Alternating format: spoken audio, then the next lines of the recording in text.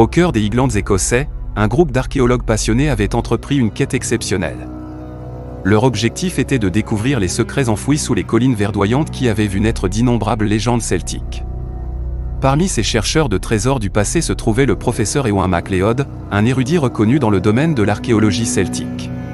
La rumeur parlait d'une tombe celtique antique, celle du roi guerrier Cormac, dont la légende racontait qu'il avait été enterré avec ses trésors et ses armes, attendant le jour où son peuple aurait à nouveau besoin de lui.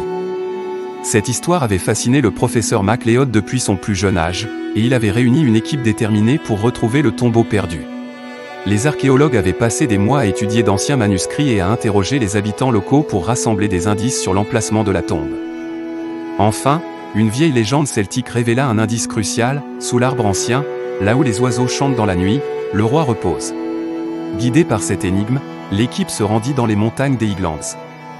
Là, sous un arbre vénérable aux branches éternellement vertes, ils trouvèrent une entrée dissimulée dans la colline. C'était le moment tant attendu, le moment où ils découvriraient le tombeau du roi guerrier. L'excitation était palpable alors qu'ils pénétrèrent dans la tombe sombre et humide. À l'intérieur, des fresques celtiques ornées de symboles mystiques couvraient les murs. Des artefacts anciens étaient disposés autour de ce qui semblait être un sarcophage de pierre. Le professeur MacLeod, ému par la majesté du lieu, s'approcha du sarcophage. Il était orné de runes celtiques et d'images représentant le roi Cormac dans toute sa gloire. Les archéologues se préparèrent à ouvrir la sépulture, avec le respect dû à un roi antique. Mais au moment où le sarcophage s'ouvrit, une force puissante s'échappa, emplissant la pièce de lumière et de vent. L'équipe recula, choquée, tandis qu'une silhouette lumineuse se matérialisait lentement. C'était le roi Cormac lui-même, son apparition lumineuse flottant au-dessus du sarcophage. Le roi guerrier semblait désorienté, sa voix était faible et vacillante. Il regarda autour de lui, comme s'il venait d'émerger d'un rêve profond et ininterrompu. Son regard se posa finalement sur le professeur MacLeod, qui s'agenouilla respectueusement. Le roi Cormac s'exprima dans une langue oubliée depuis des siècles, mais le professeur MacLeod, grâce à ses recherches approfondies, parvint à comprendre ses paroles. Le roi expliqua qu'il avait été enterré dans cette tombe celtique pour protéger son peuple, et que sa tâche n'était pas encore terminée. Le roi Cormac demanda à être guidé jusqu'à son peuple, qui avait besoin de sa protection. Il avait été réveillé de son sommeil ancestral par la force de l'archéologie, mais il était prêt à reprendre sa place en tant que roi guerrier. L'équipe d'archéologues se mit en route, guidée par le roi Cormac. Ils arrivèrent dans un petit village des Highlands où les habitants étaient en proie à une menace imminente, une bande de pillards sans pitié qui terrorisait la région.